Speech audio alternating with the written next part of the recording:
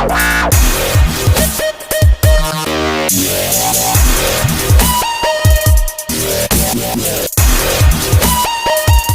Friends, maths के video lecture 3 में आप सब लोगों का स्वागत है। पहले दो लेक्चर में जो मैंने समझाया था, आई होप कि आप लोगों ने सबने अच्छे से समझा होगा और ऐसे ही आगे सारे वीडियो देखते रहेंगे तो हमें भी मजा आएगा और आपको भी मजा आएगा और हो सके उतना सबको बताते रहिए और ताकि सब लोग इससे रिवीजन कर पाए।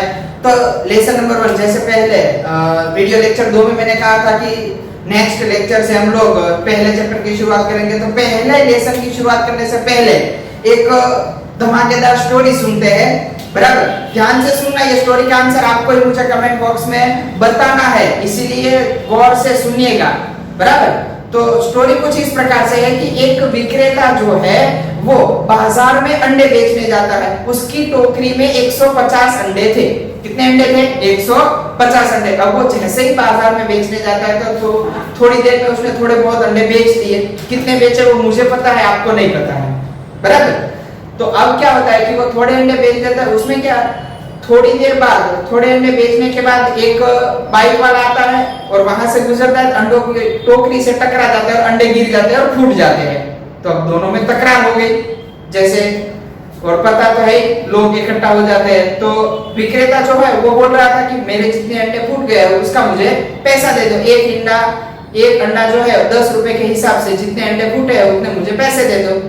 तो वो बाइक वाले ने बोला चलो ठीक है, मान लेते हैं। कितने अंडे टूटे आपके बता दो। जो विक्रेता है ना वो भी मैथ्स का गुरु था, सामने वालों को तो कान पकड़ा दिए उसने क्या कहा, तो ध्यान से देखिएगा यहाँ पर कि जो अंडे की टोकरी में जितने अंडे थे, अगर आप उसकी दो की पैर बनाते जाओगे तो लास्ट में जो है वो एक अंडा बचेगा। अगर मान लो कि आप उसकी 3 की पैर बनाते जाते हो तो लास्ट में जो है वो 2 अंडे बचेंगे। अगर मान लो कि आप उसकी 4 की पैर बनाते हो, बराबर, तो लास्ट में जो अंडे बचेंगे वो 3 बचेंगे। पैर मतलब की जोड़ बनाने। अब 2 अंडे की कितनी जोड़ बनती है वो मुझे नहीं पता है।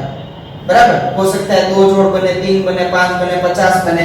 वैसे ही उसने कहा कि अगर 5 अंडे की आप लोग जोड़ बनाओ तो मेरे पास बचेंगे 4। वैसे ही अगर उसने कहा कि अब 6 अंडे, कितने,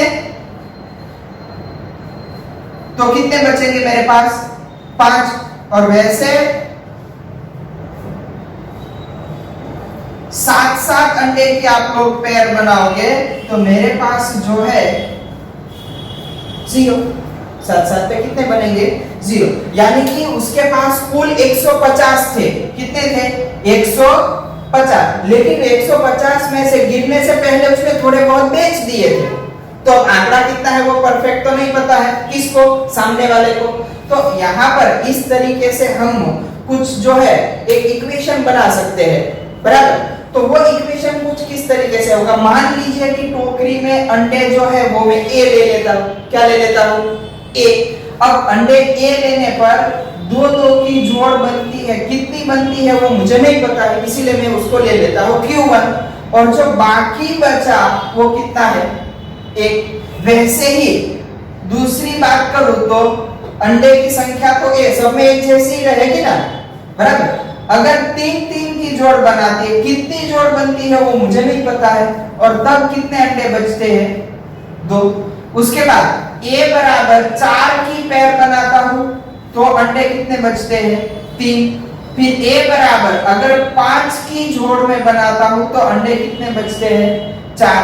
अगर a की बात करता हूं तो 6 की पैर बनाता हूं तो अंडे कितने बचते हैं? 5। और a 7 की पैर बनाता हूं तब अंडे कितने बचते हैं? 0।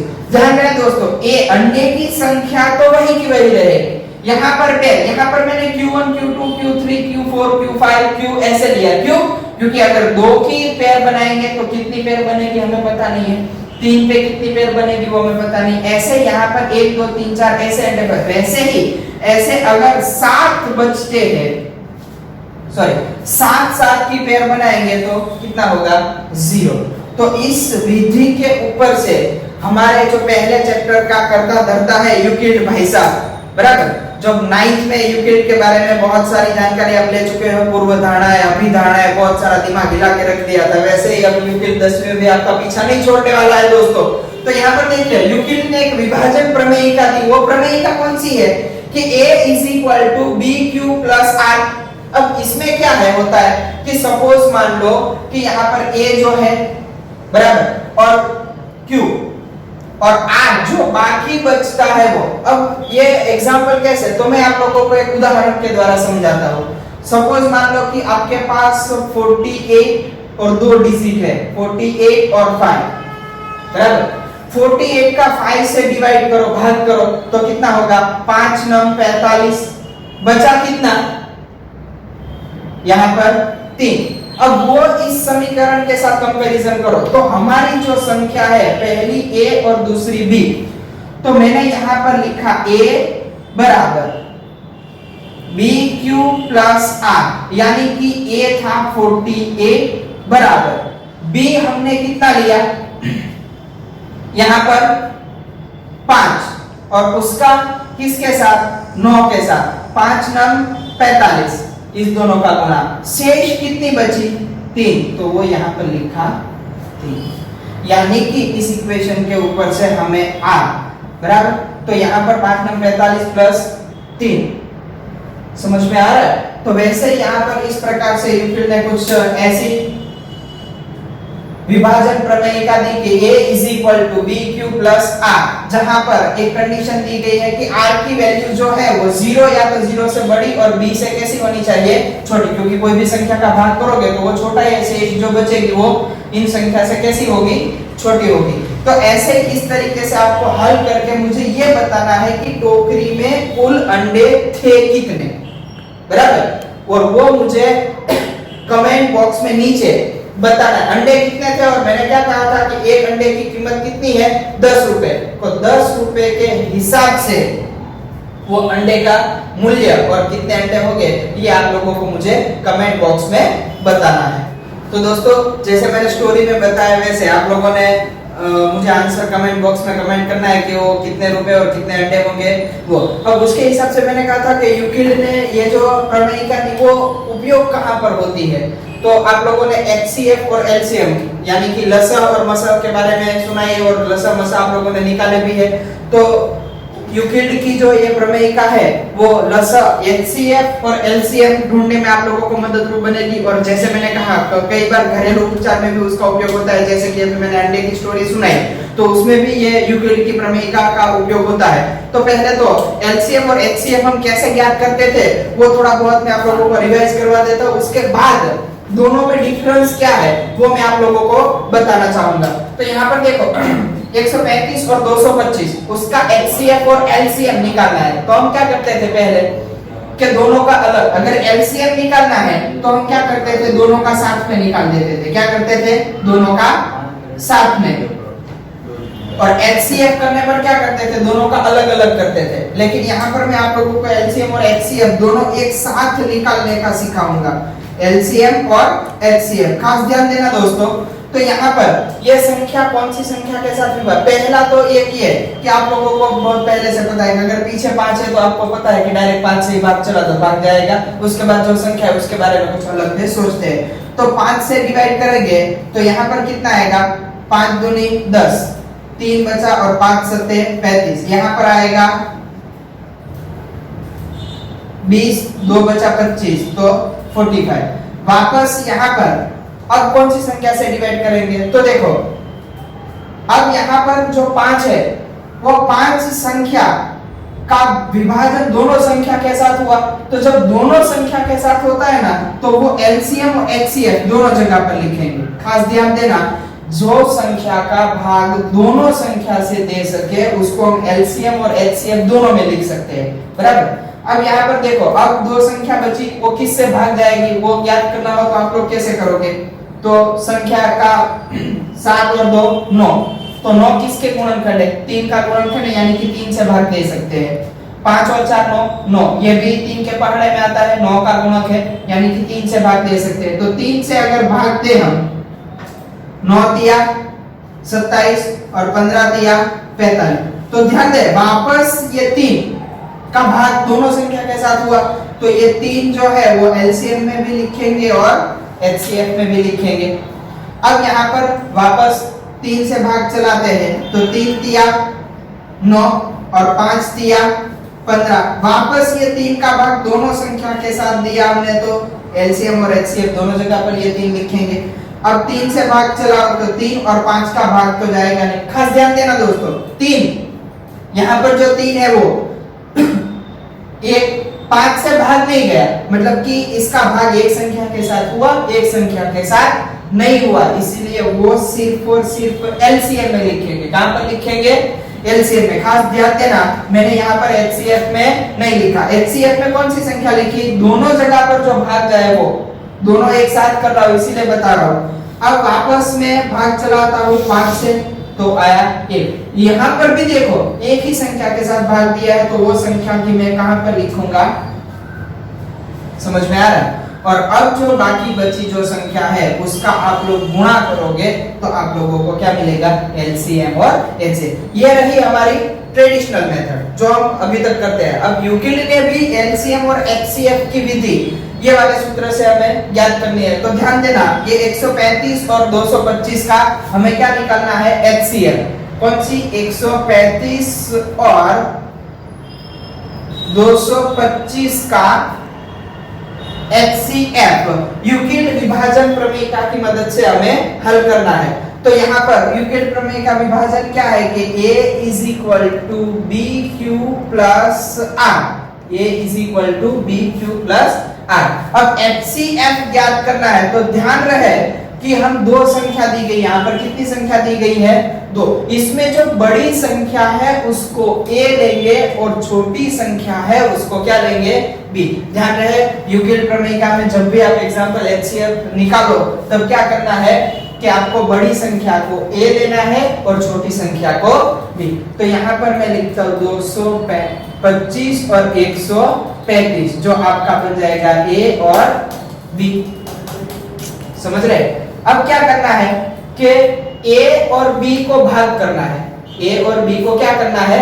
भाग करना है। तो खास ध्यान देना, यहाँ पर मैं करता हूँ कि 225 का भाग 135 से करूंगा, तो अगर 2 से करूंगा तो बढ़ जाएगा, इसलिए 1 से करता हूँ तो 135। तो यहाँ पर कितना बचेगा? 90। बराबर। तो खास ध्यान देना, जो भाजक और भजनफल है वो आपका बनेगा B और Q, और जो शेष बचा वो क्या बनेगा? आपका R। तो यहाँ पर मैंने A की जगह पर मैंने क्या लिखा था? 225 बराबर B कितना लिया? 135। कौन सी संख्या के साथ? भजनफल हमारा क्या आया? 1, तो गुणा 1, और जो शेष बचा उसको क्या किया? तो आपका B क्या आया? 135, Q आया 1, और जो शेष बचा वो क्या बनेगा? R। समझ रहे दोस्तों? अब जो आंसर आएगा यहाँ पर वो 135 जो है वो आपका बन जाएगा A। खास ध्यान देना, 135 जो है वो A बन जाएगा, और जो R है वो क्या बन जाएगा? B। R जो है वो क्या बन जाएगा? B।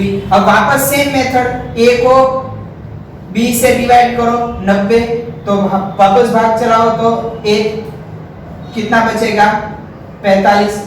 तो ये 90 था भाजक, और भजनफल कितना आया? 1। वो भजनफल हमारा क्या बनेगा? Q।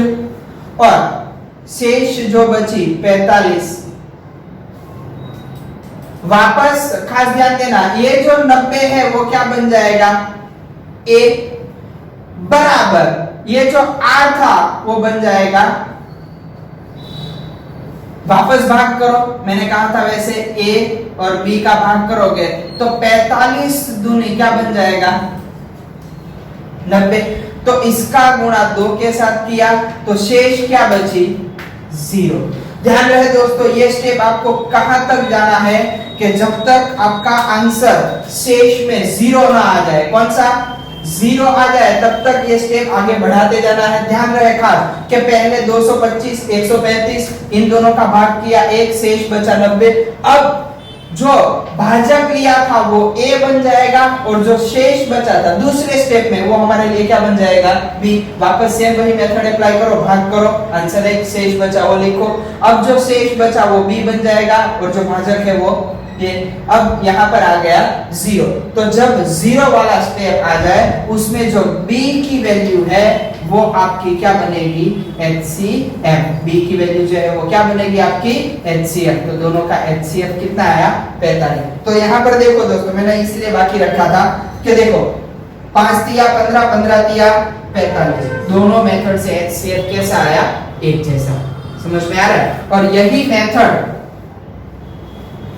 LCM ज्ञात करना है। तो LCM ज्ञात करने के लिए मैं क्या करूंगा a गुणा b और बट्टे में हमारा जो HCF आया वो, बराबर। और ये आंसर मैं बाकी रखता हूं यहाँ पर, ये आप लोगों को खुद से सॉल्व करना है और दोनों को वेरीफाई करना है कि देखो दोनों का आंसर एक जैसा आया कि नहीं। समझ में आ रहा है दोस्तों। तो फिर से एक बार यूक्लिड कि विभाजन प्रमेयिका की मेथड से दो संख्या का मैंने गुणनखंड यहाँ पर निकाला 135 और 225, उसका HCF ज्ञात करना है। ये इक्वेशन लिख दिया, a और b को भाग करो तो पहला स्टेप आपको मिलेगा। ऐसे ऐसे हल करते जाओ। हल कहां तक करना है जब तक 0 आ जाए तब तक। 0 आ जाए तो 0 जो स्टेप में आया शेषफल r0 आया वो वाले स्टेप में जो b की वैल्यू है वो आपका क्या बनेगा HCF बनेगा। क्या बनेगा HCF। और LCM की मैंने आप लोगों को यहाँ पर लिख दिया है कि a गुणा b, जो आपकी ये दोनों वैल्यू है वो एक दोनों का गुणनखंड करो और HCF जो आया 45 उसके साथ उसका डिवाइड करो यानी कि भाग करो, जो आंसर आएगा वो क्या बनेगा आपका LCM। समझ में आ रहा है दोस्तों। तो ऐसे कोई भी दो संख्या लेकर आप घर पे 3 से 4 एग्जाम्पल सॉल्व करिए और जो दो एग्जाम्पल ले रहे हो वो मैंने ये जो LCM HCF वाली मेथड करवाई है पहले उससे हल करो, फिर यूक्लिड प्रमेयिका की विधि से हल करो और वेरीफाई करो दोनों का आंसर एक जैसा आया कि नहीं। जैसे 2-3 प्रश्न हल करोगे तो आई होप कि आप बहुत सरलता से ये प्रश्न समझ में आ जाएगा। और बाकी के एग्जाम्पल जो है नेक्स्ट वीडियो लेक्चर में देखेंगे। Thank you.